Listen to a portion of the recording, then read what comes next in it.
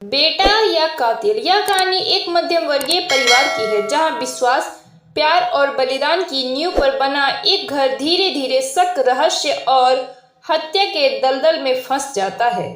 सवाल सिर्फ एक है, क्या वह लड़का एक वफादार बेटा था या एक चालाक कातिल? उत्तर प्रदेश के एक छोटे शहर में रहने वाला शर्मा परिवार समाज में बहुत ही इज्जतदार माना जाता है। परिवार के मुखिया हरिशंकर शर्मा एक रिटायर्ड सरकारी अफसर है। उनके दो बेटे हैं, बड़ा बेटा रवि जो दिल्ली में नौकरी करता है और छोटा बेटा अर्जुन जो अभी कॉलेज में पढ़ाई कर रहा है। हरिशंकर का स्वभाव बहुत अनुशासित है, लेकिन दिल से वह अपने बेटों से बेहद प्यार करते हैं। उनकी पत्नी कमला देवी पारंपरिक गृहिणी है और घर का हर काम सलीके से करती है। बाहर से यह परिवार आदर्श लगता है, लेकिन अंदर ही अंदर कुछ ऐसी बात चल रही है जो इस परिवार की नींव को धीरे धीरे हिला रही है। एक रात अचानक मोहल्ले में सनसनी फैल जाती है। हरिशंकर शर्मा की लाश उनके घर के स्टडी रूम में पाई जाती है। गला घोटकर हत्या की गई थी। पुलिस आती है, जांच शुरू होती है। घर में कोई ताले टूटे नहीं, कोई जबरन घुसने के निशान नहीं, सब कुछ साफ सुथरा। इसका मतलब है कि हत्यारा कोई अपना ही था। पुलिस का शक सबसे पहले घर के सदस्यों पर जाता है। पत्नी कमला देवी उस वक्त किचन में थी। यह बात पड़ोसी महिला पुष्पा देवी भी पुष्टि करती है, जो अचानक कुछ सामान मांगने आई थी। अर्जुन उस वक्त घर में ही था, लेकिन वह कहता है कि वह अपने कमरे में पढ़ाई कर रहा था और कुछ नहीं जानता। पुलिस इंस्पेक्टर रंजीत सिंह मामले की गंभीरता को समझते हैं और फोरेंसिक टीम को बुलाते हैं। फिंगरप्रिंट्स की जांच, मोबाइल कॉल डिटेल्स और घर की सीसीटीवी फुटेज खंगाली जाती है। अजीब बात यह थी कि स्टडी रूम का कैमरा उस रात बंद था।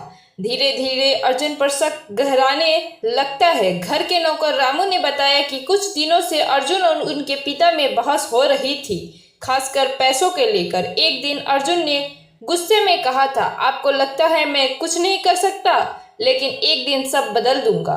इधर रवि दिल्ली से पिता की मृत्यु की खबर सुनकर घर आता है। वह अपने छोटे भाई को गले लगाता है, लेकिन उसकी आंख में एक अजीब सा संदेह नजर आता है। रवि खुद भी अपने स्तर पर जांच शुरू करता है। रवि को अपने पिता की डायरी मिलती है, जिसमें लिखा है कि अर्जुन का बर्ताव बदल रहा है। वह नशे की लत में पड़ गया है और कॉलेज में भी झगड़े कर रहा है।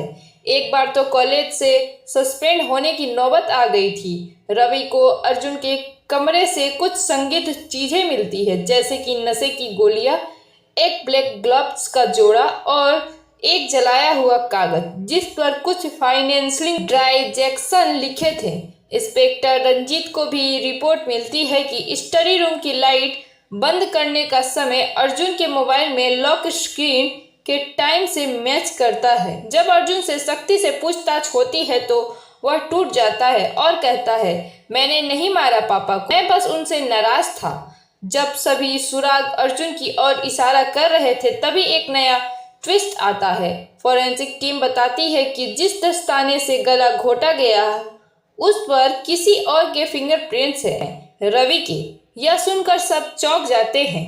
रवि, जो अब तक बड़े भाई और जिम्मेदार बेटे के छवि में था, अचानक शक के घेरे में आ जाता है। इंस्पेक्टर रंजीत उसे हिरासत में लेते हैं और पूछताछ करते हैं। शुरू में रवि इनकार करता है, लेकिन जब सारे सबूत उसके खिलाफ जाते हैं, वह सच उगल देता है। पापा हमेशा अर्जुन को लेकर चिंतित रहते थे, लेकिन मेरी ओर कभी ध्यान नहीं दिया। मैंने दिल्ली में एक गलत इन्वेस्टमेंट कर दी थी और भारी कर्जे में डूब गया था। जब पापा से मदद मांगी, उन्होंने मना कर दिया। मुझे लगा कि पापा हमेशा अर्जुन को बचाते रहेंगे और मेरी हालत नहीं समझते। उस रात मैं उनके पास गया था, बस बहस हुई, लेकिन गुस्से में मैं खुद को रोक नहीं पाया। रवि को गिरफ्तार कर लिया गया। अर्जुन को अब तक अपराधी समझा जा रहा था, बेगुनाह साबित होता है, लेकिन उसके मन में एक गहरा घाव रह जाता है कि उसका अपना भाई, जिसे वह भगवान मानता था, उसका आदर्श था, वही कातिल निकला। कमला देवी टूट चुकी थी। उन्होंने दोनों बेटों को खो दिया, एक को सदा के लिए और दूसरे को कानून की नजरों में।